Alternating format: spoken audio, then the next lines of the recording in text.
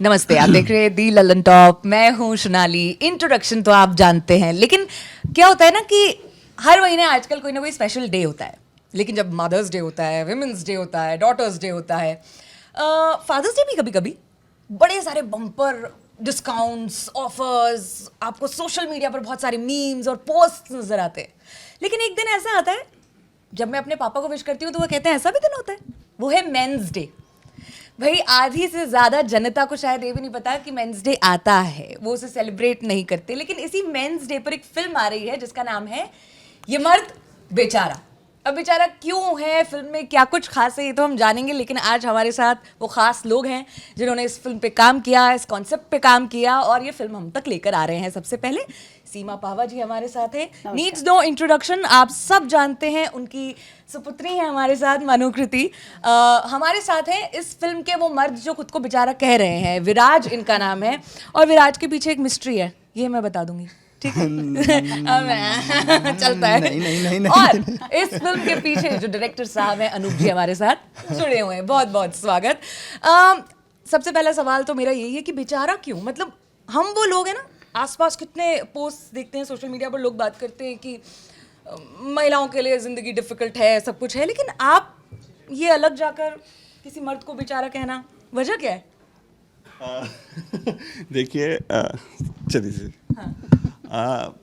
बेचारा इसलिए है क्योंकि बहुत सारी चीज़ें हम एक ट्रेलर में हमने एक डायलॉग सुना होगा कि औरतों का दर्द सबको दिख जाता है, हाँ। मर्दों का नहीं दिखता।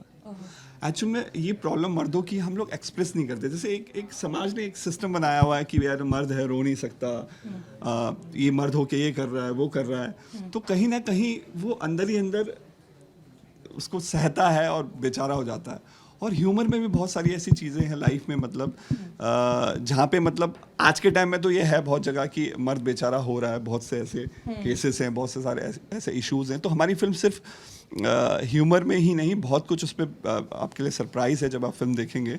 तो बहुत जो मुद्दे हैं उन पे भी हमने इस पर प्रकाश डाला है। फिल्म की रिलीज से पहले आपको याद था कि मेंस डे कब आता है? नहीं, मुझे पता था। नहीं, मुझे पता था क्योंकि मैं इस पे काफ़ी टाइम से काम कर रहा था और कहीं ना कहीं मैं जुड़ा हुआ था थिएटर वगैरह से। तो मैं पढ़ाता था, तो मैं यंगस्टर्स लोगों से जुड़ा हुआ था। तो मुझे ऐसा कई जगह ऐसे केसेस इश्यूज मिले थे जिसमें मर्द मुझे लग रहा था। तो मैंने कहा कि ये टॉपिक बहुत अच्छा है, क्योंकि वुमेंस पे हमने बहुत सारे इश्यूज़ पे फिल्में बनाई है, बात की है, लेकिन एक्चुअल में पूरी तरह से मर्द के ऊपर अभी तक किसी ने ऐसा सोचा नहीं कि मर्द के भी कुछ इश्यूज़ हैं, उस पे हम लोग इसको लेके जाते हैं। लेकिन बहुत हल्के फुल्के अंदाज में, कोई ऐसा नहीं कि आपको हम उपदेश दे रहे हैं फिल्म में। बहुत प्यारी फिल्म है जो हमने कोशिश की है और बहुत सिंपली हमने दिखाया जैसा जीवन में होता है, उन्हीं चीज़ों को हमने दिखाया ह्यूमर के साथ। और ओके। अच्छा, इस सब में मैं एक चीज़ आपको बताना चाहूँगी, चाहे ये इंटरव्यू की बात हो या फिल्म की बात हो, तो हम बिल्कुल इससे मना नहीं कर रहे हैं कि महिलाओं के लिए अपना एक स्ट्रगल होता है, आई थिंक। लेकिन मैं आप दोनों से पूछना चाहूँगी, आपने पूरी शूटिंग करी, फिल्म आ रही है, आपके सेट पर सबसे बेचारा कौन था? अनूप जी। क्या वजह रही इसकी? और डायरेक्टर से बेचारा कौन हो सकता है सेट? क्या वजह है? क्योंकि आपने भी ये काम किया हुआ है, आप डायरेक्टर की कुर्सी पे बैठी हुई है। क्या वजह क्या होती है इसकी? देखो, इतनी सारी रिस्पॉन्सिबिलिटी आपके ऊपर होती है। अब कुछ भी अगर गलत हुआ या सही हुआ, सिर्फ आप पे पर्ची कटेगी। तो डायरेक्टर की इतनी जिम्मेदारी हो जाती है कि वो बेचारा सा घूमता रहता है सेट पे। मतलब उसको एक्टर के टेंशन को भी सहना है ना, उसको नखरे भी सहने हैं, उसको सेट का भी सहना है, उसको ये भी देखना है कि लाइट जा रही है, उसको ये भी देखना है कि पिक्चर खत्म नहीं हो रही है। तो बहुत सारे उसके बेचारे के ऊपर वो होते हैं। और सबसे बड़ा जो भूत मंडराता है वो होता है प्रोड्यूसर का। तो वो प्रोड्यूसर उसको जो जीने नहीं देता है। प्रोड्यूसर का एक बंदा खड़ा होता है जो सारा दिन की शूटिंग के बाद आपको यूं इशारा करता है कि तो ये जो इशारा है ना, ये वैसे भी बेचारे डायरेक्टर की हालत खराब कर देता है। तो मुझे लगता है सेट पे उससे बेचारा तो कोई हो ही नहीं सकता। वो बिल्कुल बॉस वाली फीलिंग है कि रहा भी नहीं जा रहा है, सहा भी नहीं जा रहा है। बिल्कुल बिल्कुल। अच्छा, मर्द को दर्द नहीं होता या मर्द की औलाद है तो सामने जमानों से ऐसे कई सारे डायलॉग्स बोले जा रहे हैं। इनफैक्ट आपके ट्रेलर की शुरुआत में भी मेंशन कर दिया जाता है कि बच्चन साहब का डायलॉग है। अब तो लोग लेकिन मर्दाना होना या फिर जो फेमिनिन होना है, इसको तारीफ या फिर बेइज्जती नहीं लेते हैं, ये अच्छी बात है। लेकिन फिल्म बनाने का मन किसी पर्टिकुलर किस्से से हुआ, कुछ ऐसा घटा? देखिए बहुत स्पिरिचुअल बात है कि मतलब गीता काफ़ी लोगों ने पढ़ी होगी हमारी, तो उसमें अर्जुन जी पूछते हैं कृष्ण जी से कि संपूर्ण मानव कौन है मतलब सृष्टि में, तो वो बताते हैं कि जिस पुरुष के अंदर नारी के भी गुण हो और पुरुष के भी, और श्रेष्ठ नारी भी वही है जिसके अंदर पुरुषार्थ हो और नारीत्व।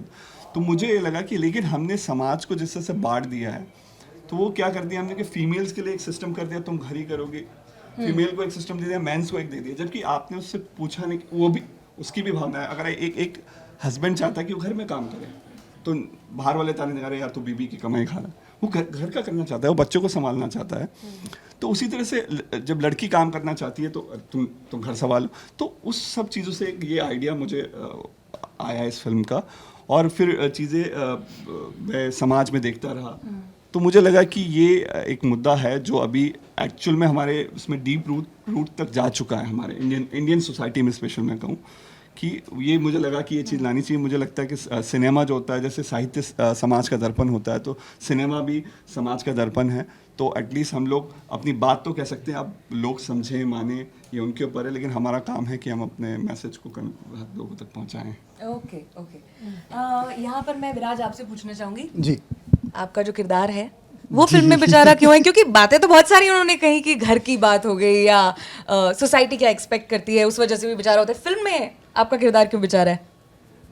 बेचारे सब इन्हीं सभी बातों से है, क्योंकि फादर चाहते हैं कि वो मर्द बने जो कि समाज मानता है। लाइक आज भी हमारे गांव में और हमारे जो हरियाणा यूपी के जो दूर तक जो गांव है उनमें अभी भी यही होता है। लेकिन जो मदर चाहती है जैसा है वैसा वो ठीक है, यही उसकी बेचारगी है। अपने इमोशंस शेयर करे या ना करे, ये उसकी बेचारगी है। सबसे बड़ी बेचारगी ही ये है कि हम अपने इमोशंस ही शेयर नहीं कर पाते।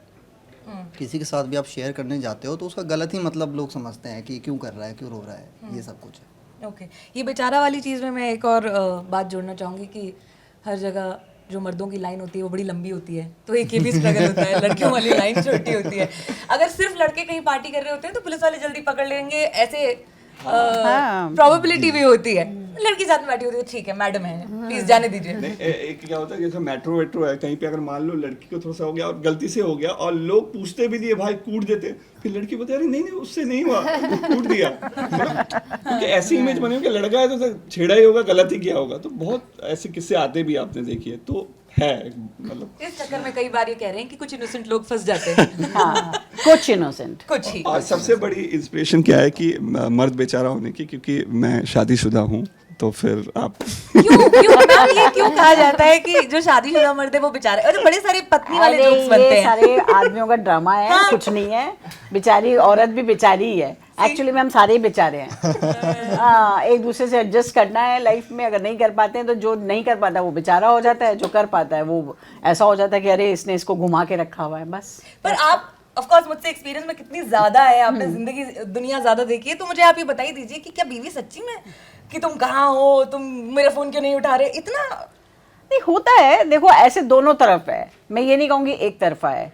कई बार ऐसा होता है कि आदमी ने जान ले रखी होती है कि कहाँ हूँ, अब तक पहुंची क्यों नहीं, क्या कर रही थी, किससे मिली, क्या हुआ। ऐसे अब जब औरत करती है तो फिर औरत के ऊपर आदमी पर्ची फाड़ता है जब तो एक दूसरे को ये हम चलते रहेंगे, ऐसी सृष्टि ऐसी चलेगी। मुझे लगता है सबसे ज्यादा मजेदारी बात ये है कि एक दूसरे को देखो, एक दूसरे को ताना कसो, एक दूसरे पे जरा रौब जमाओ, तो प्यार मोहब्बत है। इस वीडियो के नीचे जितने शादीशुदा आदमी हैं बताएं कि आप बेचारे ने है या नहीं है। अच्छा आपसे एक सवाल करना चाहूंगी, आपने एज को एक्टर फिल्म में मैम के साथ काम किया, पहले भी कर चुकी हैं आप, आई एम श्योर। लेकिन वो क्या माँ के एक रोल से मम्मी कभी अपने किरदार से बाहर नहीं निकलती हैं, निकल पाई, या फिर सेट पे भी आपका बड़ा ख्याल रखा गया कि सो जाओ टाइम से नहीं, हमने we worked so much together, हमने पहले काफी काम किया है। सो आई थिंक एक काफ़ी अच्छी अंडरस्टैंडिंग और काफ़ी अच्छी एक ट्यूनिंग है। She gives me that space, I give her that space, and हमें बेसिकली मज़ा आया। वैन में बैठ के हम खाना मंगाते थे, खाना खाते थे, फिर काम करते थे साथ में, होटल में गॉसिप करते थे। So I think what else do you want. Wow, but आप ऑन स्क्रीन सास बहू बने। Yes, so that was different. Yes, that was I think a different thing because seeing her in that limelight I was like इस तरह की सास she's going to be. No, but she was a very good सास in this film, so I think she'll make a really good सास. How good? was she? किस तरीके से, किन ट्रेट से आपको लगा कि ये आई अच्छी थिंक सास है? बिकॉज एक इमेज बनी हुई है ना, आई थिंक वो भी एक बड़ा स्टीरियोटाइप है सास का. I think Anup ji has really broken that even in this film, that you know the saas is very understanding, she is very supportive to the girl, she is understanding कि वो किन चीज़ों के लिए लड़ रही है एंड वो उसका साथ दे रही है. सो आई थिंक वो भी एक बड़ा अच्छा मैसेज है इस फिल्म में कि जब लोग देखेंगे तो कहेंगे हाँ सास ऐसी भी हो सकती है और होनी भी चाहिए. ये टीवी में क्या हुआ है कि टीवी की सास बहू की इमेज ऐसी बना दी गई Spoil है, कर दिया है सास मतलब की सास मतलब बिल्कुल. समझ लो कि मतलब विलन ही है, मतलब ऐसा I नहीं have है. seen Gopi Bahu cry like anything. सांस मतलब सांस ही है, रोक के रखी हुई है बस. ऐसा कुछ है. हाँ, अच्छा, इसमें एक और जिक्र करना जरूरी है कि वो सैंडविच बनने वाली बात कही जाती है, ये भी है फिल्म में कि जो लड़का होता है वो सैंडविच बन जाता है मम्मी और बीवी में. मतलब फिल्म में तो ऐसा नहीं है, but real Real life life में में हो ऐसा तो होता हो. आपकी शादी होगी? नहीं, अभी नहीं हुई. तो फिर मतलब इतने हो तो हो. एक्सपीरियंस से आपने कहा है ये बात. तो आप समझ लो बस, ये आपका काम है. अरे अच्छा, फिल्म थिएटर में आ रही है ना? अभी एक तरीके से आफ्टर कोविड OTT पर बहुत अच्छा कंटेंट है, थिएटर में क्राउड का आना, ये सब बातें रिस्की हैं. आपने क्या सोच के ये डिसीजन लिया? एक्चुअल में क्या होता है कि सिनेमा थिएटर है, मतलब मैं समझता हूँ कि OTT बहुत अच्छा कर रहे हैं, बहुत अच्छा काम हो रहा है OTT में, बहुत अच्छी अच्छी कंटेंट आ रहे हैं, बहुत नए कलाकारों को मौका मिल रहा है. लेकिन सिनेमा एक हर किसी का सपना होता है. जो भी OTT में काम, वो भी चाहते हैं कि सिनेमा में फिल्म आए.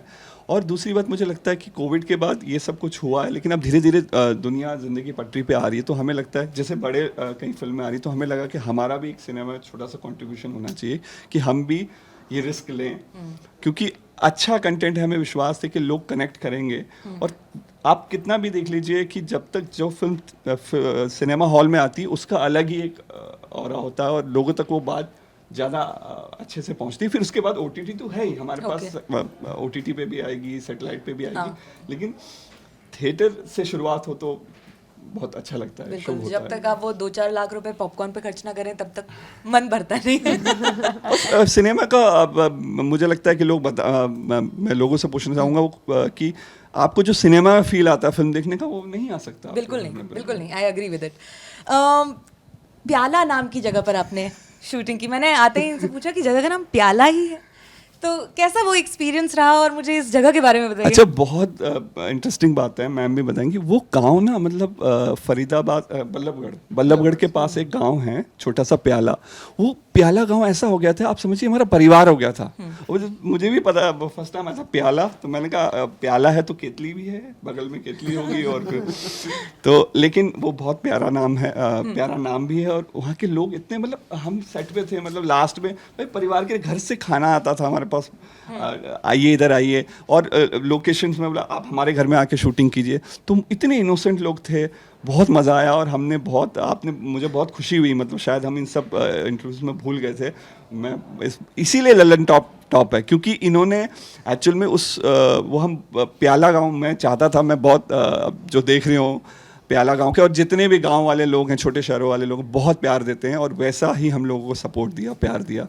और हमने ये फिल्म भी, मतलब बेसिकली ये इशू भी बहुत ज़्यादा रूरल एरियाज में ज़्यादा है, Of course. तो इसीलिए हमने वो लोकेशन ली और हमें बहुत सपोर्ट मिला वहाँ से. इनकी फिल्म की एक मेकिंग है, वो वीडियो मैंने देखी और इतनी खूबसूरत जगहें दिखाई हैं, आप सर्च करके देखिएगा, आपको मज़ा आएगा बड़ा. खाने की बात इन्होंने करी मैम, मैंने सुना है कि आप मेरी तरफ क्यों हो जाता है? खाने की बात है. आप फीस नहीं, लोगों को अच्छे खाने का लालच देकर अपने साथ काम करने के लिए अक्सर बुलाती हैं. क्या कारण है इसका, क्या किस्सा है ये? मुझे याद आ गया, मुझे भी आपने कुछ खिलाया था ना जब मैं फर्स्ट टाइम गया था. मैं खिलाती हूँ और फिर अपने वश में कर लेती हूँ. नमक. ये बात क्यों शुरू हुई? क्या है कि मुझे खाना बनाने का शौक है और खिलाने का भी उतना ही शौक है. और फिर धीरे धीरे लोग बढ़ते गए और वो सबको मज़ा आने लग गया और बात फैलने लग गई कि सीमा जी का खाना. तो फिर ये आदत मेरी सेट पे चली गई. अच्छा. जैसे मैं सेट पे भी खाना बनाने लग गई, जैसे कि चलते शॉट में भी मैंने खाना बना लिया. ओके. तो बरेली की बर्फी का है एक एपिसोड की. बरेली की बर्फी में एक सीन हो रहा था जिसमें कि डायरेक्टर अश्विनी जो है वो आयुष्मान और कृति को वो समझा रही थी कुछ सीन के बारे में, और पंकज भी वहाँ बैठे हुए थे और मेरी एंट्री थी किचन से. तो मैं बहुत देर तक वहाँ किचन में वेट कर रही थी, यार शॉट क्यों नहीं ले रहे, शॉट क्यों नहीं ले रहे, बोरियत सी हो रही थी। तो वहाँ देखा कुछ खाने का सामान पड़ा था, जैसे सब्जी वगैरह पड़ी थी, मसाले पड़े थे, तेल पड़ा था। मैंने कहा यार ये तो सब यहाँ पड़ा हुआ है, ऐसे वेस्ट हो रहा है। तो मैंने फटाफट काटना शुरू किया। मैंने कहा चलो काट देती हूँ, ऐसे मन करा तो काट दिया। फिर भी शॉट रेडी नहीं हुआ, तो मैंने वो छौंक दिया। फिर भी शॉट रेडी नहीं हुआ तो वो पनने लग गई। फिर मेरे को लगा दाल भी बना लेती हूँ ना यार, यहाँ खड़े खड़े क्या कर रही हूँ, डब्बे में दाल रखी है, तो मैंने दाल भी डाल दी। अब डाल डाल के मैंने प्रेशर लगा दिया, इतने में शॉट रेडी हो गया। तो आया एक्शन हुआ, बोला और अंदर सीटी बज गई। तो कट हुआ शॉट, और अश्विनी ने कहा ये सीटी कहाँ से बजी? मैंने कहा वो मैंने दाल चढ़ाई है ना अभी। तो दाल चढ़ाई है आपने? मैंने कहा हाँ हाँ, किचन में खड़ी थी तो दाल। आयुष्मान वगैरह भाग के आया, पागल है क्या? ये दाल वाल चढ़ा दी। मैंने कहा अरे बोर हो रही थी यार, मेरा शॉर्ट नहीं समझ में आ रहा था। मैंने कहा चलो इतने खाना बना लेती हूँ।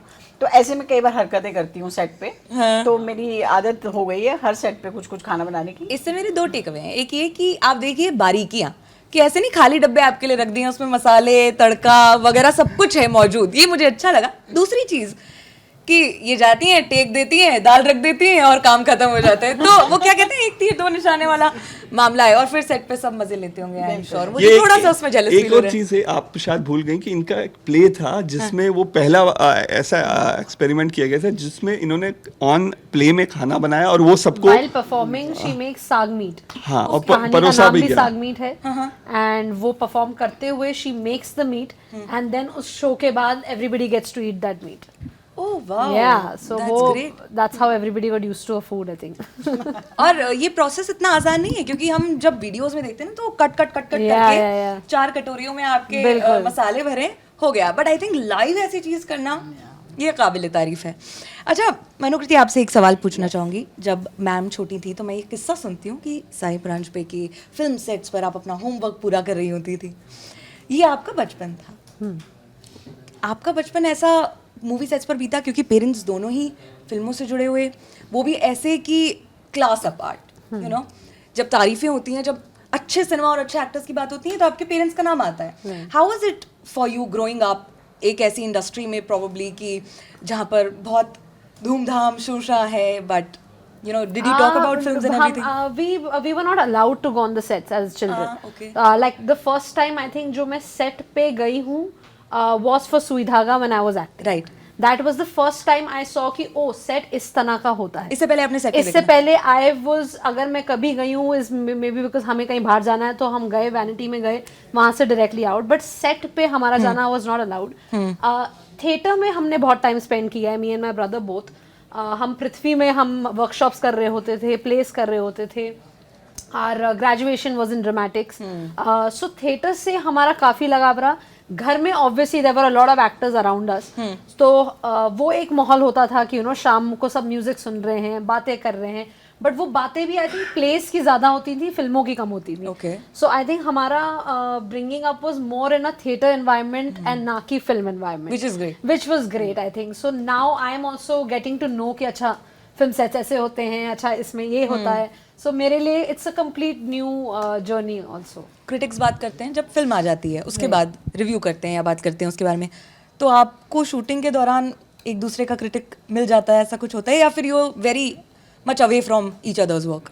ओह, हम लोग तो एक दूसरे के लिए बिल्कुल ऐसे हैं, मतलब हाँ, हमें कोई like काम we are- हमने किया, सबसे पहले मेरा बेटा और मेरी बेटी बता देते हैं कि इस बार एवरेज रहा, Okay. या इस बार अच्छा रहा, या ये रहा, या ये लोग कोई काम करते हैं तो मैं और मनोज हैं जो इनको गाइड करते हैं कि नहीं नहीं ऐसा मत करो, ये करो, मुझे लगता है इसमें थोड़ा सा और ऐसा होना चाहिए। तो हम एक दूसरे के काफ़ी मतलब क्रिटिक भी हैं, अप्रिशिएट भी करते हैं एक दूसरे का काम। तो हम काफ़ी ब्लेस्ड हैं Yeah. कि हम 4 लोग घर में हैं और चारों लोग इसी फील्ड से जुड़े हुए हैं, तो काफ़ी एक दूसरे से शेयर होती है बातें। Yeah. Very हम soon. बातें बहुत करते हैं, बातें like बहुत 4 of करते us spend a lot of time talking. बहुत घूमते हैं, बहुत बातें करते हैं हम Yeah, लोग। so I think it's good. Superb. अब मैं आती हूँ इन पर। मैं तो ऐसा तो नहीं कहूँगी, ऐसा तो नहीं कहूँगी कि आधार कार्ड दिखा दो। आपका जो कमाल का नाम है विराज, जी यही है। इसके पीछे का है कुछ चक्कर? बताइए। क्या ये सोच रहती है जब आप बताऊं? अपने करियर की शुरुआत करते हैं, क्या ये सोच रहती है कि मेरा नाम जब तक भारी नहीं होगा तब तक मजा नहीं आएगा? जैसे ओम शांति ओम फिल्म का एक सीन है जी। ओम शांति ओम में वो अपने नाम को चेंज करने के बारे में बातें कर रहे होते हैं। एक गोविंदा नाम का स्ट्रगलिंग एक्टर आता है तो कहता है कि मेरा नाम है गोविंदा आहूजा, नहीं आप सिर्फ गोविंदा रख लीजिए। तो ये उसमें एक सीन है, क्या नाम को लेकर आपके दिमाग में कुछ था? नहीं नहीं, ऐसा नहीं था। शर्माते बहुत हैं आप, टाइम लीजिए। शर्माता नहीं हूँ मैं, पता नहीं कुछ और ही बोल देता हूँ। नहीं, दिल खोल के बोल लीजिए आप। ये इन्होंने दिया है नाम, इन्हीं का दिया हुआ है। मेरी खुराफात है, इसमें इसका कोई दोष नहीं है। ये मेरी थिंकिंग थी एक्चुअल में। जो इनका नाम था वो मुझे मतलब एकदम ना एक टिपिकल मज़ा नहीं आया। तो मुझे लगा, हालांकि देखो फिल्म में क्या करवा रहा हूँ, फिल्म मर्द बेचारा है, नाम वीर राज, मतलब वीर प्लस राज। लेकिन बिल्कुल उसके अच्छा, सबसे मजे की बात ये है कि आपने ये चीज़ नोटिस की कि मर्द बेचारा, विरोधाभास, मर्द के साथ बेचारा कभी नहीं लगता। तो वही चीज़ इसके नाम के साथ है और इसके रियल लाइफ मतलब जैसा ये है और नाम, दोनों में विरोधाभास है। ओके। अच्छा, एक सवाल मैं आप सभी से पूछना चाहूँगी। आजकल एक तरीके से ट्रेंड है जो कि बहुत पॉपुलर है और बहुत पसंद किया जा रहा है, वो ये कि कहानी बेसिक हो भले, लेकिन उसमें एक मैसेज जुड़ा होता है। चाहे वो आपने जिक्र किया स्टेरियोटाइप्स तोड़ने वाली बात हो, या एट द एंड अगर फिल्म में मैसेजिंग है तो उसका इम्पैक्ट भी ज़्यादा जनता पर पड़ता है और उसे पसंद भी ज़्यादा किया जाता है। तो क्या ये पैरामीटर्स अब बना लिए गए हैं? क्या इसके बारे में कहानी लिखने से पहले सोचा जाता है? क्या प्रोसेस हो गया है? आजकल कुछ बदलाव आए हैं, उसके बारे में बताइए। नहीं, एक्चुअल में ये चीज़ सब जगह लागू नहीं। अभी आप बहुत सारी फिल्में देखिए, अभी भी बहुत सारी फिल्में आ रही हैं, तो उनका इससे कोई संबंध नहीं है। इसमें सिनेमा शुरू से ऐसा करता रहा है, इस तरह की फिल्में बनती रही हैं और मुझे लगता है कि अब ये मेकर के ऊपर होता है। मैं थोड़ा सा थिएटर बैकग्राउंड से हूँ और मैंने हमेशा जो प्लेज भी वगैरह किए, नाटक, तो मुझे ऐसा लगता है कि जैसे मुझे बहुत सारी फिल्में जो मैम ने इवन की, मैं मैम को बड़ा फ़ैन हूँ कि इन्होंने बहुत सारी फिल्में ऐसी की, बाला, तो आप देखिए उसमें कहीं ना कहीं कुछ ना कुछ सामाजिक मुद्दा रहा है और वो फिल्म इंटरटेनिंग है, मतलब पूरा मसाला भी है लेकिन उसके साथ में कुछ लेके जाता है ऑडियंस अपने साथ। तो मुझे लगता है कि अभी क्या है ना, देखिए बहुत लोग साहित्य नहीं पढ़ते, सिनेमा का बहुत प्रभाव है। बच्चा देखिए घर में गाना गाने लगता है, फिल्म, तो मुझे लगता है कि हम अपनी सोसाइटी को अवेयर कर सकते हैं। एज एन फिल्म मेकर मुझे लगता है कि एक रिस्पॉन्सिबिलिटी होती है कि हम कुछ ऐसे सब्जेक्ट को उठाएं जिसमें लोगों का एंटरटेनमेंट भी हो और कुछ लोग सीखे समझ के भी जाएं। मतलब बाकी वो उनके ऊपर है, मतलब ये हम नहीं कहते कि हम जो कह रहे हैं वो सही हो, लेकिन अपनी बात रखने का मतलब हमें एक मंच मिला है। तो एक और ट्रेंड की बात करना चाहूँगी। अभी ऑफ द कैमरा हम लोग बातचीत कर रहे थे, वो ट्रेंड था ट्रेलर्स का। तो मैंने इनसे पूछा कि ये ह्यूमरस मूवी है, तो सर ने जवाब दिया कि कंप्लीटली ह्यूमर नहीं है, पर हमने आपको पूरी पिक्चर ट्रेलर में नहीं दिखाई, जो कि आजकल होता है। लोग कंप्लेन करते हैं कि ट्रेलर से मुझे पूरी कहानी समझ में आ गई, मैं क्यों देखने जाऊँ। इसको लेकर कॉन्शियस थे ये चूज करना कि क्या आना चाहिए क्या नहीं, ये प्रोसेस कैसा रहता है? ये एक्चुअल में क्या है कि मुझे लगता है कि शायद उन फिल्मों में ट्रेलर में सब कुछ दिखा दिया जाता है, शायद वो फिल्म में जितना होता है वो बोलते हैं कि क्योंकि आजकल फिल्में जो होती है फर्स्ट वीकेंड में मतलब का खेल है सारा, तो वो बोलते हैं कि ट्रेलर को जितना मतलब जितने में से पंचेज आ जाएं, जितना वो आ जाए तो मतलब ऑडियंस आ जाएगी। उसके बाद फिल्म में तो कई बार आपने कई फिल्म देखी होगी तो उसमें ऐसा लगता है कि अबे ये तो मैंने यही पंच थे इसके अंदर, आप बहुत एंजॉय, आपको ट्रेलर लगा रहे यार मस्त है देखना, और जाके फिल्म देखी तो यार यही था, तो मैंने ट्रेलर में देख लिया था। तो मुझे लगता है जिसमें फिल्म में कंटेंट होता है ना, उनमें ट्रेलर में भी होता है कंटेंट और फिल्म में भी मिलता है। तो हमारी फिल्म में आपको जो ट्रेलर में कंटेंट मिल रहा है उससे कहीं ज़्यादा फिल्म में मिलेगा, ऐसी हमारी आशा है। आइडियल ट्रेलर लेंथ आप लोग सभी क्या मानते हैं? क्या कोई इसका पैरामीटर होता है कि आइडियली इतना ही एक ट्रेलर होना चाहिए, इतनी लेंथ का होना चाहिए, इतने मिनट्स का होना चाहिए?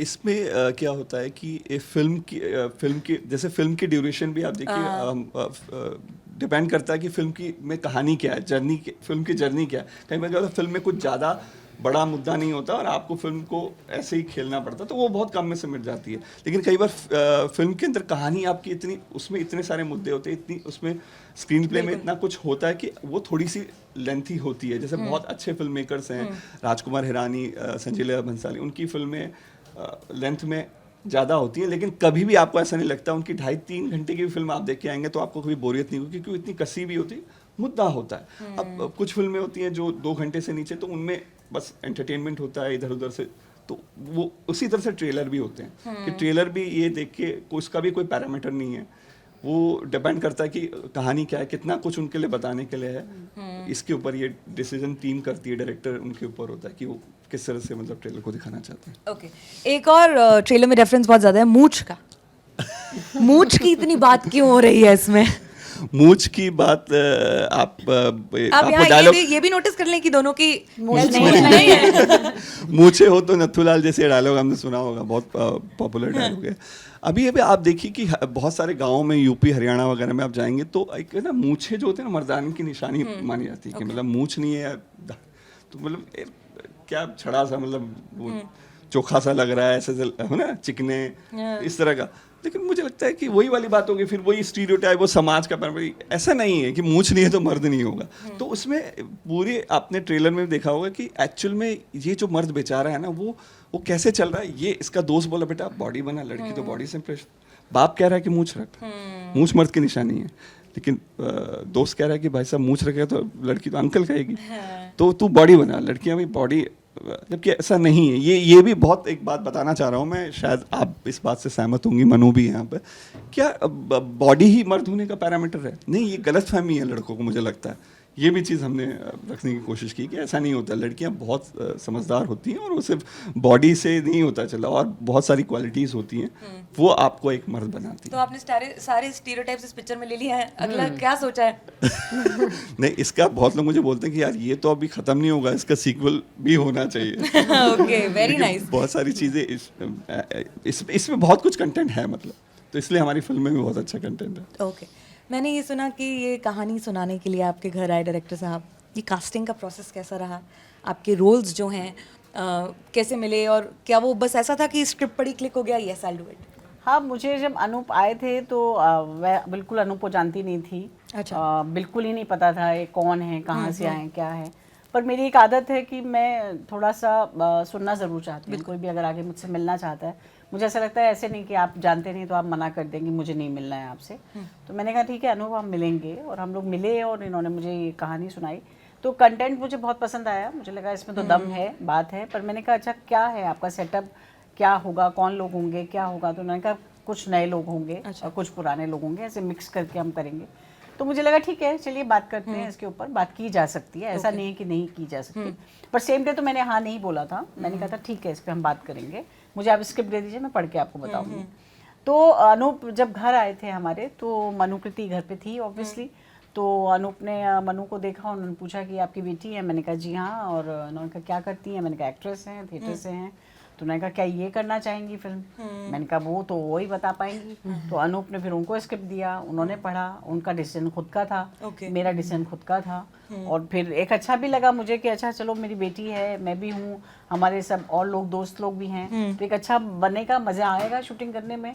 और अनूप ने जिस सच्चाई से कहानी सुनाई और जिस तरह से बात की है, उस पर एक भरोसा सा हुआ मुझे कि ओके डन। मुझे मालूम था पहली फिल्म बना रहे हैं, बहुत सारी गलतियां भी होंगी, मुझसे भी हुई हैं, मैंने भी पहली फिल्म बनाई है, उनसे भी होंगी।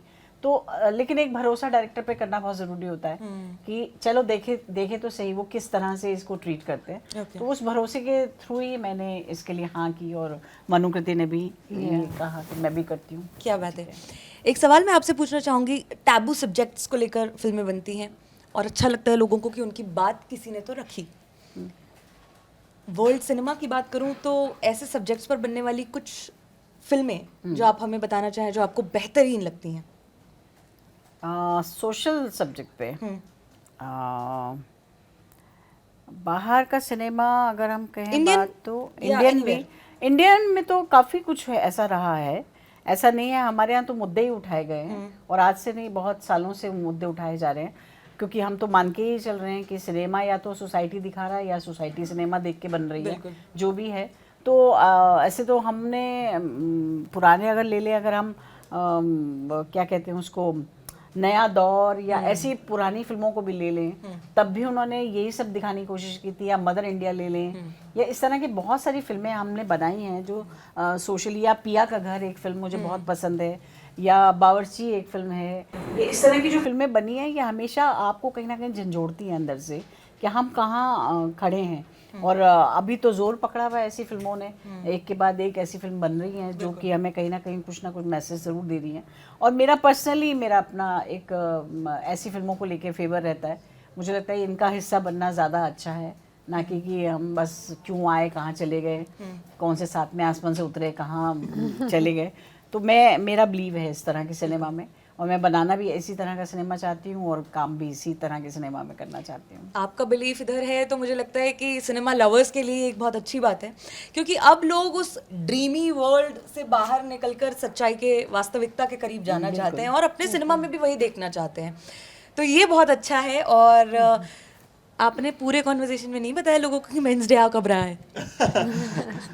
19 नवंबर को इंटरनेशनल मेंस डे होता है हर साल, तो ये याद रखिएगा। जैसे वुमेंस डे होता है, मुझे लगता है कि मेंस डे भी सेलिब्रेट होना चाहिए।